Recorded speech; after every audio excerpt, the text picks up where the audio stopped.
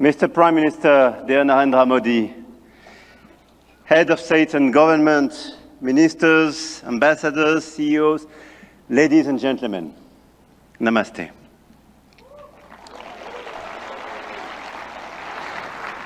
Thank you very much for welcoming us in this magnificent city, in this magnificent country. And it's great to be back after my 2024 state visit for this Artificial Intelligence Impact Summit hosted by you, Mr. Prime Minister. And I want to start with a story. 10 years ago, a street vendor in Mumbai could not open a bank account. No address, no papers, no access. And today, the same vendor accepts payments on his phone, instantly.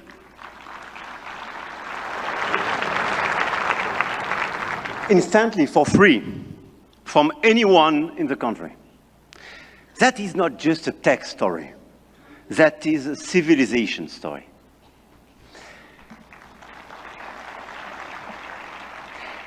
And India built something that no other country in the world has built, a digital identity for 1.4 billion people.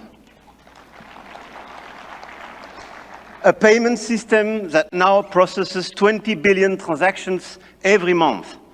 A health infrastructure that has issued 500 million digital health IDs. Here are the results. They call it the India Stack, open, interoperable, sovereign. That, dear friends, is what this summit is about. We are clearly at the beginning of a huge acceleration, and you perfectly described it during your interventions. But let me just recap during 1 year what happened. Last year, when France and India co-hosted the AI Action Summit in Paris, we set a global guiding principle for technologies that will transform our societies and our economies. We said then artificial intelligence will be an enabler for our humanity to innovate faster, to disrupt healthcare, energy, mobility, agriculture, public services for the good of mankind. Both of us, we do believe in this revolution. 1 year ago, the landscape started to shift. The US announced Stargate, China launched DeepSeek, AI has become a major field of strategic competition, and big tech got even bigger. And a lot of them are in this room and still accelerated during the last year. AI, GPU, chip tensions are now directly translated in geopolitical and macroeconomic terms. Sometimes for the best, sometimes for the worst, I have to say. But clearly 1 year ago, we demonstrated something else. Hegemony from any quarter is not a fatality. There is a path for innovation, independence, and strategic autonomy. And this path, I'm convinced, is one of the countries like France and India must take together. And we've already achieved a lot. If we speak about models, you perfectly described the acceleration and the diversity of this model. India made a deliberate sovereign choice. SML, small language models. Task-specific, designed to run on a smartphone. And India built the first government-funded AI and deployed 38,000 GPUs at the cheapest rates to every startup in the country, as you perfectly described, Mr. Minister. We took a complementary path. We invested in European large language models, Mistral, founded in Paris a little bit more than 2 years ago, is now valued at 12 billion euro, backed by Dutch leader SML, German SAP, and French CMS AGM, serving over 100 of major clients all over the place in Europe and elsewhere. They announced last week a new investment in data center in Sweden and a new acquisition of Koyeb, building an actual European AI cloud. India chose granular and smart, and Europe chose sovereign and scaled. But both chose independence, and both were right. And this is as well the cooperation with LLMs coming from the US, and through cooperation, but cooperation based on mutual respect and independence, which could pave the way for progress. After the model of the infrastructure, you just described all the infrastructure made by a lot of large companies in India, and all of us, we are building new infrastructure, computing capacity. 1 year ago in Paris, we announced $109 billion in AI investments, and we are delivering this project with a lot of data centers, 58 billion euro in 2025, powered by our decarbonated nuclear energy. With a great asset, and this is very important indeed, to have low carbon and available energy. Last year, France exported 90 terawatt-hours of low-carbon energy and pilotable energy, which is a huge opportunity to build faster and bigger data center. At the European level, 200 billion euro have been committed with the arrival of the Alice Lecoq exascale supercomputer, key component of our AI factory ambition shared with Netherlands and Greece, and we share the computer with them. Models, infrastructures, talents. India trains hundreds of thousands of AI engineers every year.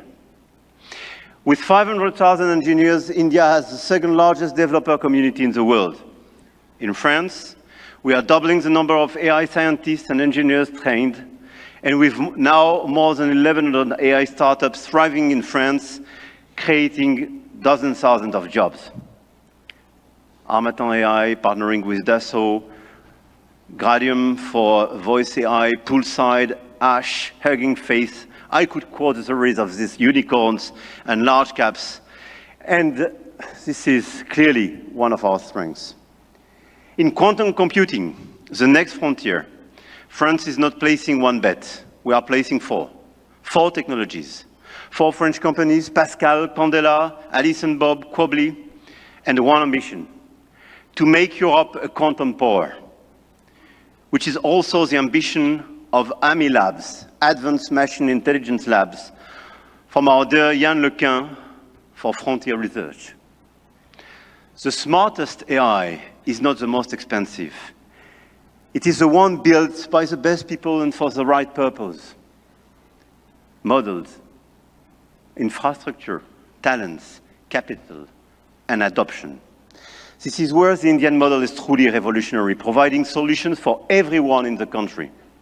From 200 million of Indian farmers in their own dialect, to travel advice for 400 million of pilgrims, or AI diagnostics for rural clinics, all running on India's digital public infrastructure. Open rails, near zero cost. Adoption is key, and being inclusive is key. In Europe, our AI factories optimize energy grids, transform logistics, reinvent healthcare administration, and we are proving you can build a competitive AI industry while protecting your citizens' data. And opposite to what some misinformed friends have been saying, Europe is not blindly focused on regulation. Europe is a space for innovation and investment, but it is a safe space. And safe spaces win in the long run. I'm sure of that. Now, the point of this summit was not only to say, let's do more. It was to say, let's do better together. AI may be a powerful accelerator of productivity and a major shift for labor markets. This is why access to AI for all is critical. France and India share a common vision, a sovereign AI used to protect our planet and to foster prosperity for all. In health, we launched the Indo-French Institute for AI in Health, a partnership between Sorbonne's Brain Institute and EMS Delhi, and the partnership between ASH and St. John's Research Institute in Bangalore will use AI to transform hospital administration as well. In language, we jointly launched Current AI for sustainable and sovereign AI access. And this year, we announced an open hardware tool for translation into Indian languages and dialects. Because AI, that doesn't understand dialects is not AI for all. And this is why we do endorse this initiative for diversity in language. In sustainability, our Coalition for Sustainable AI now has more than 200 supporters. Today, with India and UNESCO, we launch an international challenge for sustainable AI models. Last year in Paris, we called it action. This year in Delhi, we call it impact. But the real name is simpler: AI together. AI and digitalization will be a key theme for the months to come. And the key theme of the Africa Forward Summit we will host with Kenya in Nairobi in May. The continent, the African continent, with the youngest population that will double in 25 years, deserves the best digital tools.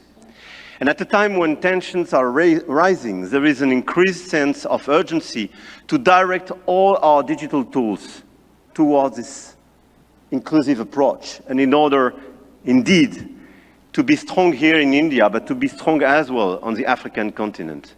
And let's focus all together towards bridging rather than dividing, creating rather than destroying, sharing rather than taking.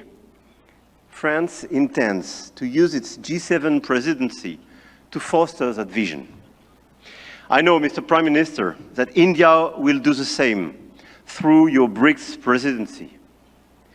No country is bound to serve only as a market where foreign companies sell their models and download their citizens' data. No country. One of our G7 priorities will be as well children's protection against AI and digital abuse. You just mentioned it, Mr. Secretary General. There is no reason our children should be exposed online to what is legally forbidden in the real world. Our platforms, governments and regulators should be working together to make internet and social media a safe space. This is why, in France, we are embarking on a process to ban social networks for children under 15 years old.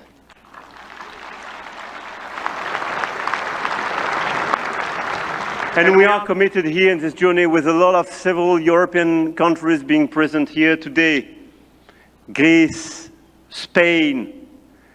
I know, Mr. Prime Minister, you will join this club. And this is a great news that India will join such an approach in order to protect children and teenagers.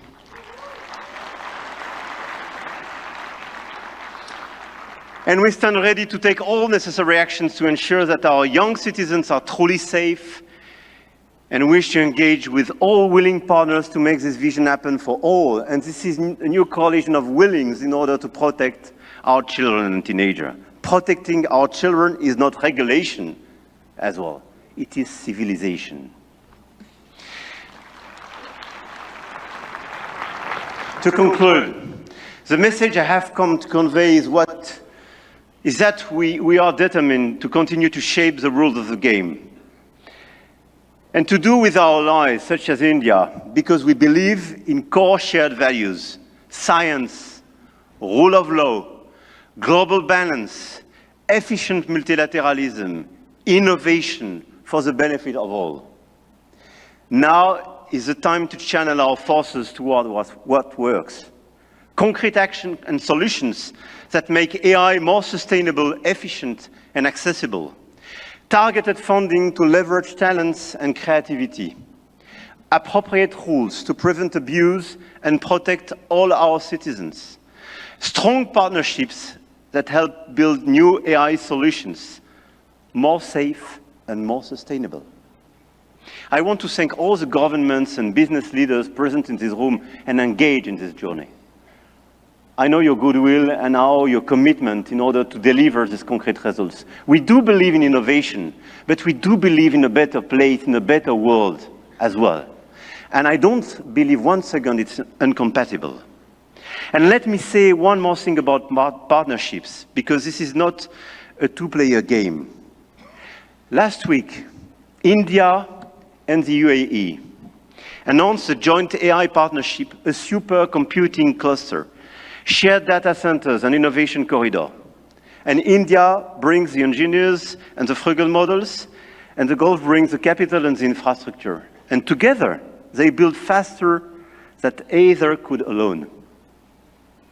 France knows this equation well. With UAE, we engaged and they committed billions of euros for innovation and data centers in our country, and this partnership creates more value together. This is not dependency. This is intelligent convergence between governments, with companies, large caps, startups, and this is clearly this intelligent convergence which can provide results. The old world said you compete or you lose. The new world says you connect or you fall behind.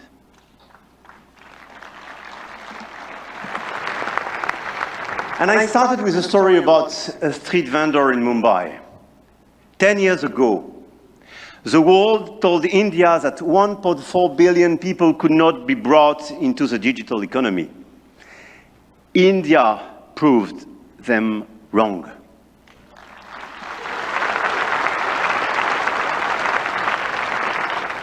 Today, some say AI is a game only the biggest can play. That you need $400 billion to be in the race. That nothing can exist between the two blocks. India, France, Europe, together with our partners, those who believe in our approach, companies, governments, investors, might have a different way. The money race is important and we cannot discount it. But the outcomes and real value creation for our population is even more. The future of AI will be built by those who combine innovation and responsibility, technology with humanity. And India and France will help to shape this future together. And the journey has just begun. Jai Ho. Thank you.